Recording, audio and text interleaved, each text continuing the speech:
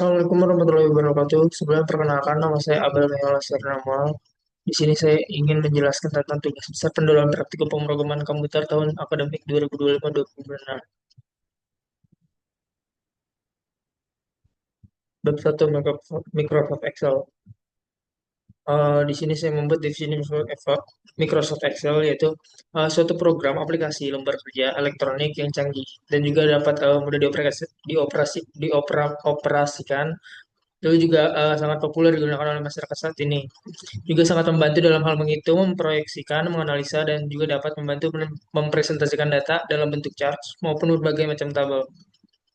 Di sini juga ada fungsi Microsoft Excel, yaitu dapat membantu dalam hal menghitung sampai pada kemampuannya mempresentasikan data bentuk informasi.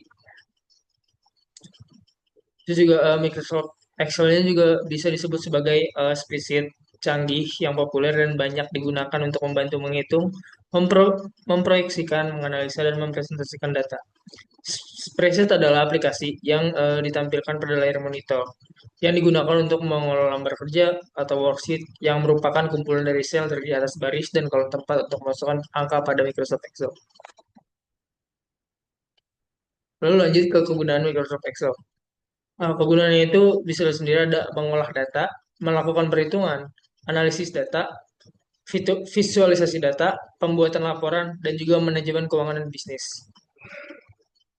Lalu ada 1 dari 3 kelebihan dan kekurangan Microsoft Excel. Kelebihan itu ada uh, Microsoft Excel ini bisa diakses melalui berbagai OS seperti Windows, Android, iOS, dan iPad, FireOS, dan juga macOS. Dan kekurangan itu memiliki berbayar untuk pemakaian tertentu dengan sistem yang tertentu juga. Jadi kita tidak bisa terlalu bebas mengakses Excel, harus menguasai jika ingin menikmati fiturnya. Karena jika kita belum memahami tentang rumus fungsi, maka dipastikan akan mengalami kesulitan. Lalu lanjut ke interface software. Saya di sini membuat penjelasan dari interface software ini.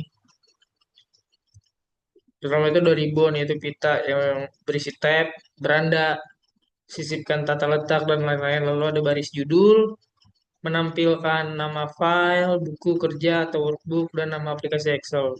Lalu juga ada bilah, akses cepat, menyediakan ikon perintah cepat seperti simpan save, urungkan atau undo, ulangi atau redo. Terus lalu ada kotak nama menampilkan referensi misalnya AA atau B3.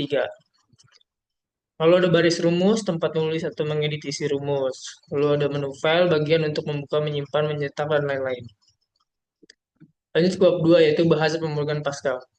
Definisi, apa sih definisi bahasa pemrograman Pascal?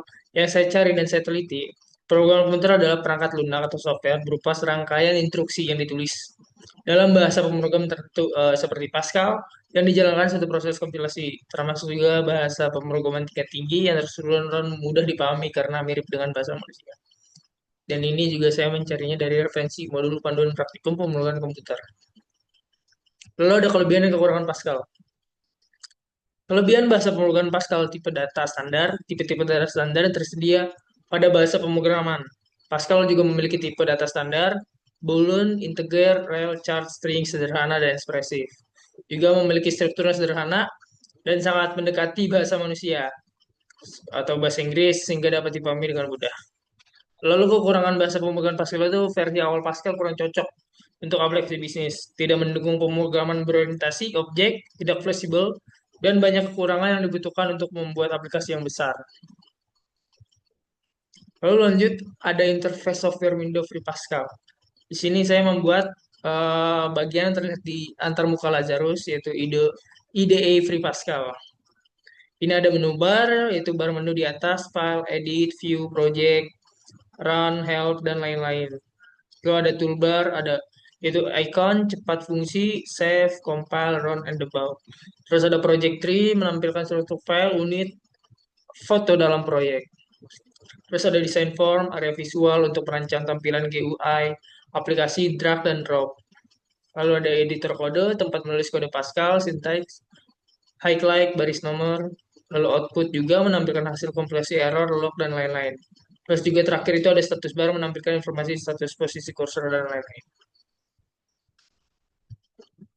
Lalu ada pengertian algoritma. Yang saya cari dan saya teliti, pengertian algoritma ini serangkaian langkah logis dan sistematis yang dirancang untuk menyelesaikan suatu permasalahan. Setiap algoritma juga harus memiliki karakteristik yang jelas, seperti input terdefinisi, proses yang logis dan berurutan, serta output yang dapat bisa diprediksi.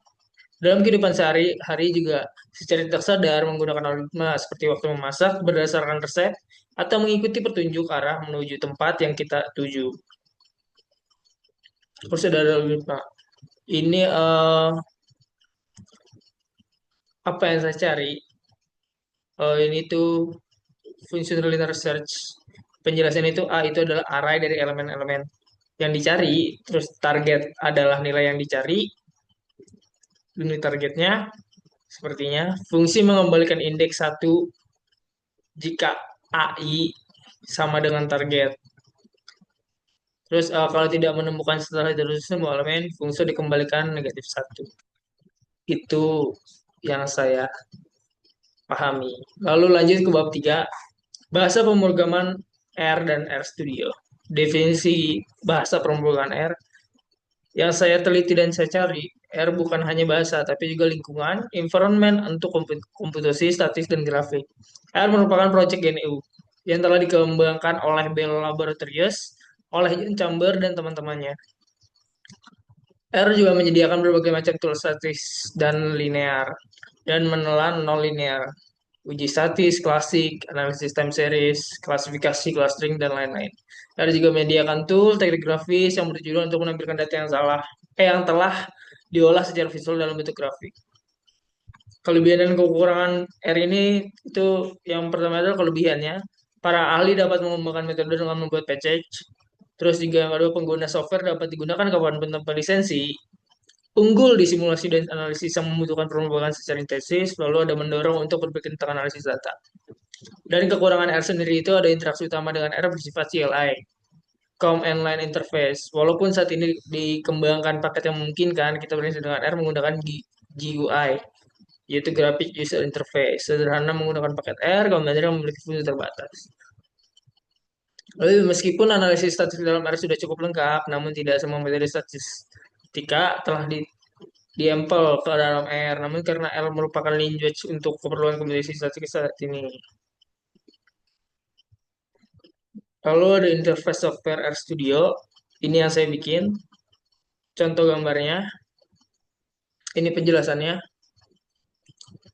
Search editor itu kiri atas dapat mengetik, mengedit scripts R, file R, R Markdown, dan lain-lain. Konsol kiri bawah, tempat menjalankan perintah R secara interaktif dan menampilkan output langsung. Terus ada information history, connection, yang ini menampilkan variabel, objek yang sedang aktif, environment, riwayat perintah history, dan koneksi jika memang perlu. Lalu yang terakhir itu ada files, plots, package, helps, viewer, menampilkan file for the local, plot, grafik, paket, dokumentasi, bantuan, tampilan viewer seperti HTML. Lalu ada jenis-jenis visualisasi data R.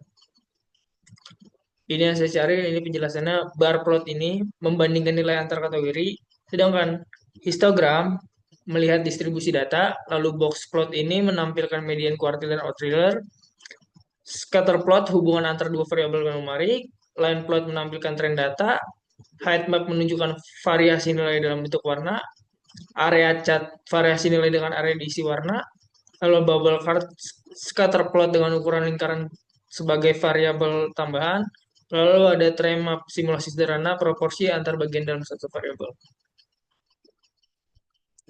Dan ini kesimpulan, ini perbandingan bahasa Pascal dan R. Itu ada aspek Pascal R, jenisnya itu Pascal itu bahasa pemrograman tingkat tinggi dan struktur. Sedangkan R bahasa pemrograman dan lingkungan untuk komputasi statistik. Tujuan utamanya itu Pascal sendiri digunakan untuk belajar algoritma, struktur data, dan logika program. Sedangkan R digunakan untuk analisis data, statistika, dan visualisasi. Untuk paradigmanya itu Pascal itu imperatif dan struktur, sedangkan R itu fungsional dan berbasis vektor. Lalu pengembangannya itu Pascal dikembangkan oleh Niklaus Wirth tahun 1970, sedangkan untuk R dikembangkan oleh Ross IHK dan Robert Gentleman 1993. Komunitasnya itu lebih kecil, kalau Pascal itu lebih kecil dan banyak digunakan di pendidikan, sedangkan untuk R itu sangat luas digunakan di akademik, riset, dan industri. Kelebihan tersendiri Pascal itu struktur jelas, cocok buat belajar dasar pemrograman, sedangkan R kuat dalam statis, banyak liberal analisis dan visualisasi. Kelemahan tersendirinya itu Pascal itu kurang terkenal di zaman modern, sedangkan R itu tidak terlalu efisien buat aplikasi sistem atau skala besar. Contoh aplikasinya tersendiri itu Pascal membuat aplikasi konsol sederhana dan latihan logika. Untuk R itu analisis data, machine learning, dan meeting big data. Ini kesimpulan. Yang terakhir adalah Microsoft Excel berguna untuk mengolah, menganalisis, memvisualisasikan data dengan mudah meskipun terbatas oleh lisensi berbayar. Bahasa Pascal juga cocok sebagai sarana pembelajaran algoritma dasar karena strukturnya sederhana. Sedangkan bahasa R lebih unggul untuk analisis data, statistika, dan visualisasi secara umum. Pascal relevan di dunia pendidikan, sementara R lebih sesuai untuk riset dan komputer Indonesia modern.